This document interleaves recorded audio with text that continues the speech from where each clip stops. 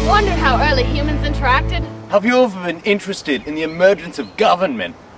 Well, if you answered yes to any of these questions, you're in luck. Today we'll be taking a break from zebra hoarders to find out what early agrarian civilizations were really like. Zebra hoarders. Are the zebras the hoarders or the hoarded? Tune in on Tuesday, 9/8 Central to find out.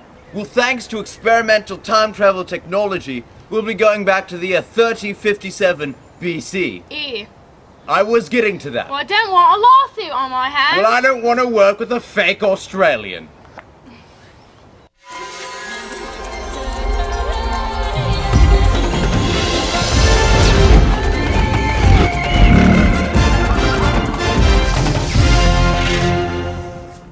Alright, now we're all set to start the jump. Now, this is an experimental process. And we're running all of our equipment with gas-powered generators. Now, we have been advised against the jump with multiple people. And I've got a rod of plutonium in my pocket.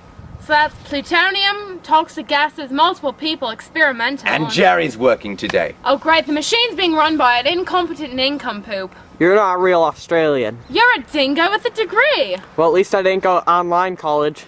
Well, clown college isn't much better.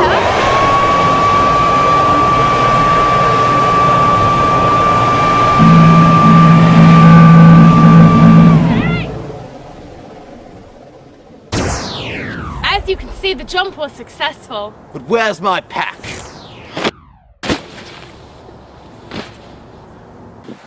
We found a couple of agrarian people working in the fields. As you can see, one of the people is not working.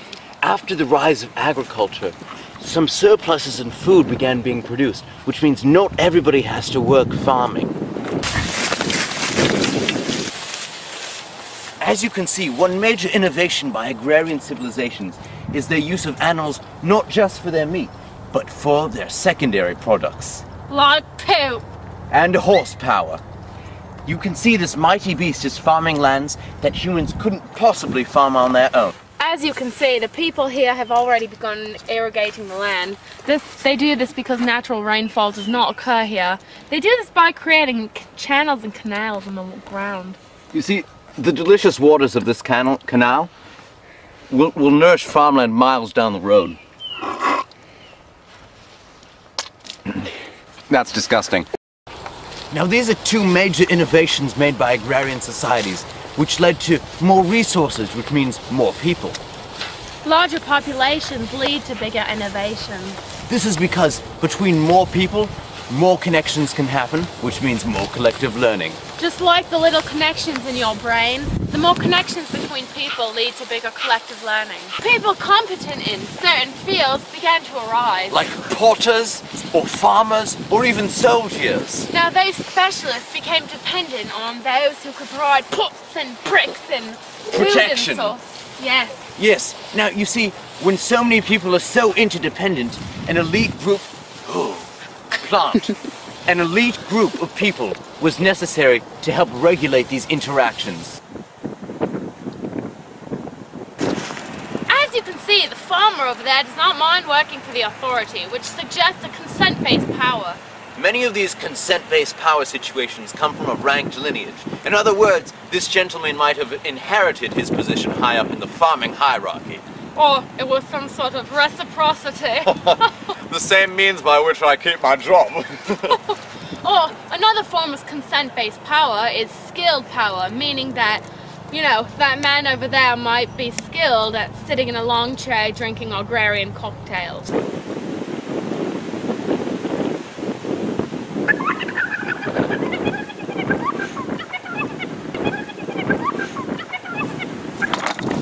Now, I don't understand the native speak. But I think he wants you to go over there. Alright, I'm about to make first contact with an early human species. Wish me luck.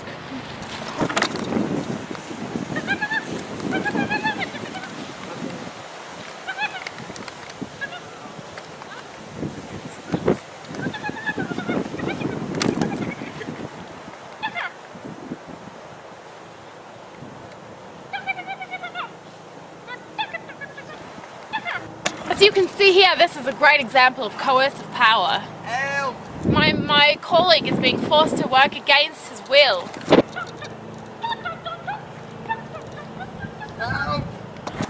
The transition from power over nature to power over people is what defines tribal living to cities and states. The transition to government represents crossing a threshold of complexity never before crossed by human societies. Join us next week to find out about Paleolithic banana-based religion.